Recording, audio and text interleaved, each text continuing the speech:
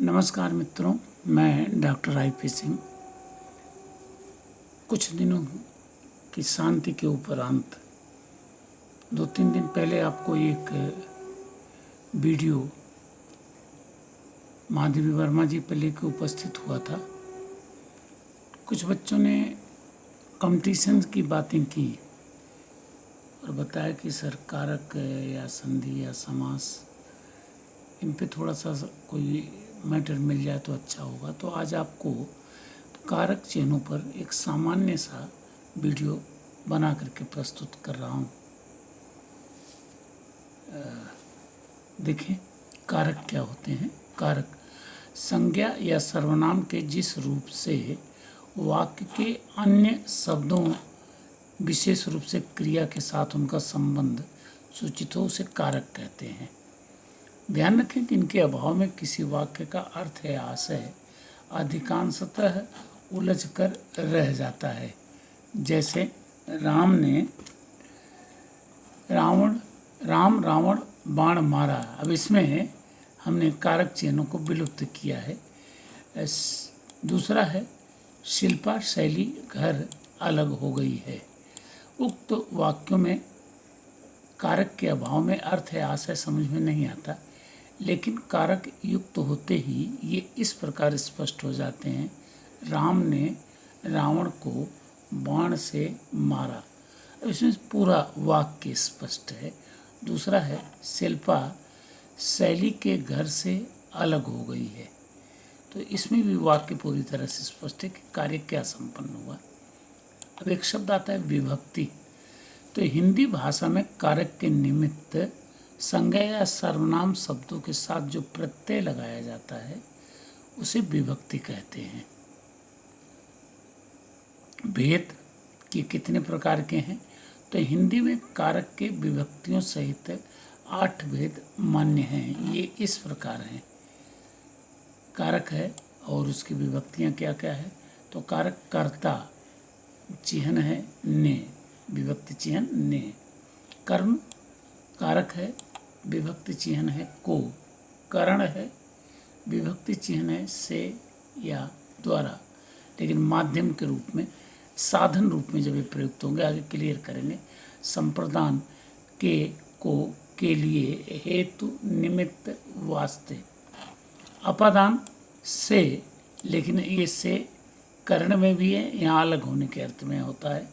संबंध का के की रा रे री ना नी ने। अधिकरण में भीतर पर और पय। संबोधन में हे अरे अजी रे या और भी चिन्ह आते हैं। अब पहला लें कर्ता कारक। तो वाक्य में क्रिया के करने वाले को कर्ता कहते हैं। इसका चिन्ह ने कभी कर्ता के साथ लगता है और कभी नहीं भी लगता। जैसे राम ने भोजन किया। और दूसरा है राम खेल रहा है। अब यहाँ देखें ने विलुप्त है। दूसरा है कर्म कारक। संज्ञा तथा सर्वनाम के जिस रूप पर क्रिया का फल गिरता है उसे कर्म कारक कहते हैं। इसका चिन्ह को कभी कर्म के साथ लगता है और कभी नहीं लगता। जैसे राम ने रावण को मारा। दूसरा है राम पुस्तक पढ़ रहा है। यहाँ को विलुप्त है, पुस्तक के साथ को लगना चाहिए। विशेष कर्ता को पहचानने के लिए क्रिया के साथ कौन और कर्म को पहचानने के लिए क्रिया के साथ क्या या किसको शब्द का प्रयोग करने से ये सहज ही पहचान में आ जाते हैं। तीसरा करण कारक। जिस साधन अथवा माध्यम से क्रिया संपन्न होती है उसे उस संज्ञा को करण कारक कहते हैं, या उसके साथ करण कारक का चिन्ह विलुप्त होता है लगता है जो से है। जैसे राम ने रावण को बाण से मारा। नंबर 2 वह अब पेन से लिखने लगी है। तो यहाँ से चिन्ह का प्रयोग हुआ है। अगला है संप्रदान कारक। जिसके लिए कोई क्रिया की जाती है उसे संप्रदान कारक कहते हैं। इसके अंतर्गत के लिए, यहाँ मित्र ध्यान रखें, लिए के लिए जब आप लिखते हैं तो एड़ी वाला ये ही लिखने का निर्देश है कि अतिरिक्त कभी कभी को निमित्त वास्ते चिन्ह भी प्रयुक्त होते हैं। जैसे राम ने भाई के लिए मिठाई खरीदा। दूसरा है कि वह खाने के निमित्त मरता रहता है, या खाने के लिए मरता रहता है, ये भी कह सकते हैं। अपादान कारक जिस संज्ञा अथवा सर्वनाम से किसी वस्तु का अलग होना, परस्पर अलग होना, ध्यान रखें, ज्ञात हो उसे अपादान कारक कहते हैं। करण कारक की भांति इसका भी चिन्ह से है, किंतु करण में इसका अर्थ समानता होता है या माध्यम होता है, और अपादान में अलग होना होता है। जैसे वृक्ष से पत्ते गिर रहे हैं। नंबर 2, रेलगाड़ी प्लेटफॉर्म से चल चुकी है। अगला है संबंध कारक। संज्ञा अथवा सर्वनाम के जिस रूप से उसका दूसरे शब्दों के साथ संबंध प्रकट होता है उसे संबंध कारक कहते हैं। संबंध कारक किसी क्रिया के साथ संबंध न बताकर संज्ञा अथवा सर्वनाम शब्दों के साथ ही संबंध प्रकट करते हैं। इसके चिन्हों से बने शब्द इस प्रकार है: मेरा, मेरी, मेरे, अपना, अपनी, उनका, उनकी, राम का, सीता का आदि। जैसे यह राम की पुस्तक है। दूसरा, मैं आपको पहचानता हूँ।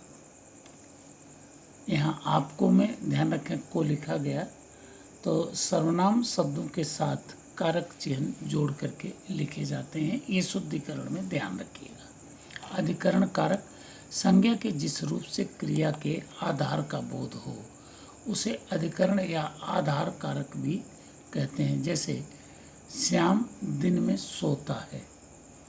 नंबर 2, पुस्तक मेज पर रखी है। अंतिम है संबोधन कारक। जिस शब्द से किसी को पुकारने का बोध होता है उसे संबोधन कारक कहते हैं। संस्कृत में इसे कर्ता से अलग नहीं मानते, किंतु हिंदी में इसे पृथक कारक मान लिया गया है। जैसे बच्चों आओ एक खेल खेलेंगे, या हे भगवान इंसान को क्या हो गया है। तो यहाँ ध्यान रखें कि संबोधन चिन्ह का प्रयोग भी साथ साथ हुआ है। समझे आपने? तो इसके भी अपने और चिन्ह हैं, लेकिन ये संबोधन चिन्ह से भी प्रस्तुत हो जाता है। मित्र यहाँ ध्यान रखें कि ये कारक चिन्ह संस्कृत में प्रथमा, द्वितीया, तृतीया, चतुर्थी, पंचमी, षष्ठी, सप्तमी और संबोधन के रूप में भी प्रस्तुत होते हैं, और इनका व्यापक प्रयोग होता है। जैसा आपसे निवेदन किया कि कभी कभी वाक्य में प्रयोग होने के बाद पहचानना कठिन होता है कि इन्हें किस कैटेगरी में ले जाएं। जैसे आपने देखा कि करण और अपादान दोनों में चिन्ह से है, तो यहाँ थोड़ा सा सावधानी रखनी पड़ेगी। समझे आपने? तो थोड़ा सा उसको क्लियर करें। जैसे वो पेड़ से पत्ते तोड़ता है तो ये अपादान में जाएगा, लेकिन वह चाकू से फल काटता है, समझे ना, तो वहाँ चाकू माध्यम के रूप में है, इसलिए यहाँ करण कारक होगा। तो इस तरह की थोड़ी सी विसंगतियों पर ध्यान दें। कुछ और मैटर आप थोड़ा सा करें। मैंने तो संकेत रूप में एक संक्षिप्त आपको प्रस्तुत कर दिया। Thank you.